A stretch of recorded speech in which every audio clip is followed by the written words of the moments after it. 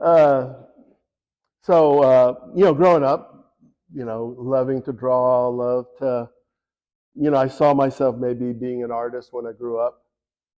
And, but, as I, came into a relationship with Jesus in my late teens, I felt like I had an encounter with God that says, no, that's not the path. And so, I was looking at doing art through college and all that, and became a social worker instead, and then that led into becoming a pastor, in my late 20s. So I've been doing that my whole adult life, and when I turned 50, which uh, I'm a couple months short of 70 now, but around 50 years old, both my wife and I were just burning out, just with pastoring and not really knowing how to process disappointment and loss and just people coming and leaving and just feeling disheartened, and not really knowing how to process that. So the group that I'm with, the Vineyard, they just started this program where it was like a pastor's 2-week retreat, and so I went there because my wife was struggling. You know, uh, I was in denial; she was depressed. But come to see, I was in worse shape than she was. At least she recognized it.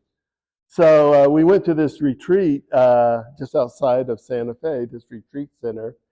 And part of the experience, we went to this monastery, this Benedictine monastery at Pecos.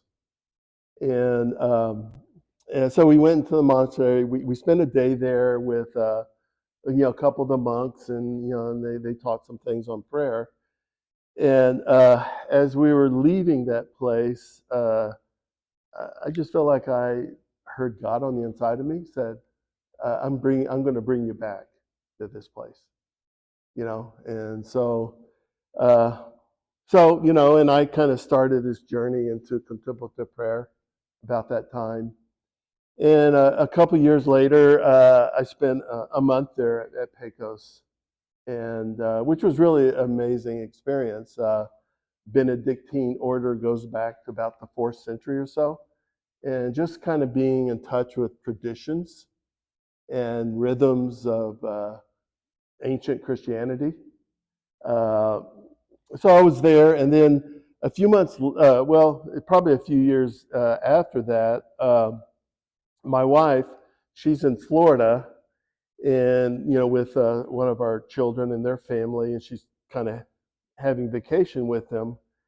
And my wife, she has some really nice sunglasses, and so as she's kind of walking out into the surf, the wave comes, knocks her down, and she loses her sunglasses. And so she sends me an email, and she says, uh, a mermaid knocked me over and stole my sunglasses, the stupid bitch, you know? And we just have that kind of relationship.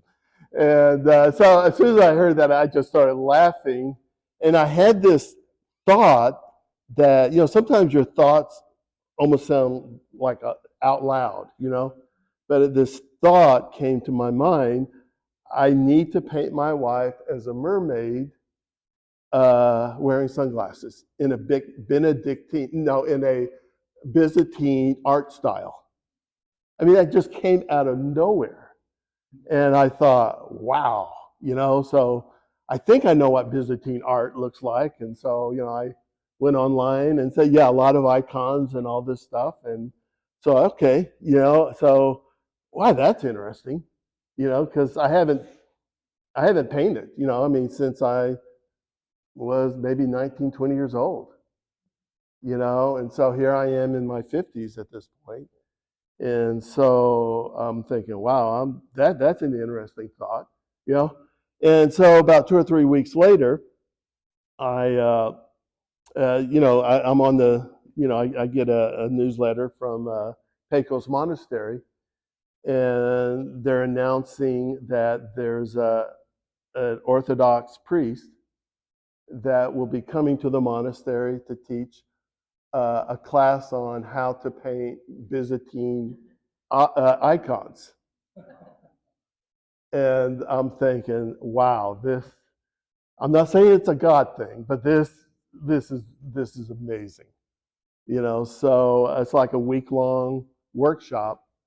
So I know I got to go.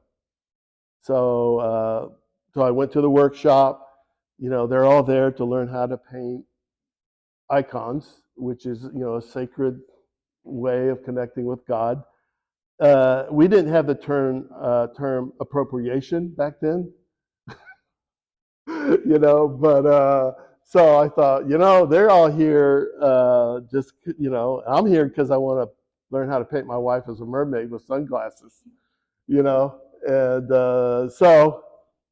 went through the class. It was great, and there was theology, and so this was the icon that I painted, and it was really the first time I picked up a paintbrush and did something other than a real sketch with watercolor.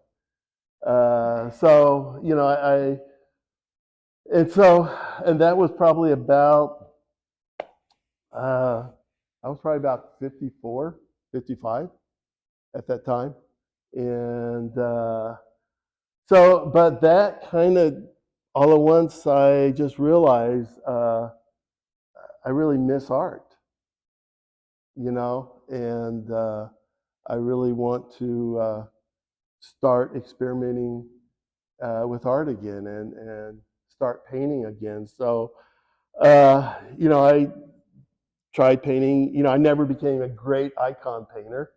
Uh, and I had lots of attempts of trying to paint my wife as a mermaid. Uh, and, she's my muse. So anytime I paint a woman, that's my wife. Even if it doesn't look like her, that's my wife. And so anyway, finally I got to a place where, I mean, that doesn't really look like an icon, but it's painted on a board, as most icons are, and so that's my wife. Uh, she looks pretty hot there. That's my younger wife, as a mermaid with sunglasses on and with a little bit of a halo behind her, and so that's kind of my journey into art. And since then, just learning how to work my way in with acrylics, and then this last summer we were going to go to Crete, and I wanted to keep a kind of an artist journal. So I began picking up watercolor and pen and ink, and watching a ton of YouTube videos. And since I, in the last 10 years with arthritis, I can't really draw a straight line, but you don't have to, And so just and I find, at least with my art, uh, for me, it's not so much that there's something I want to communicate, as I try to understand what drives me in with painting and drawing and just experimenting with different art styles. I find that, to me, it's learning something new.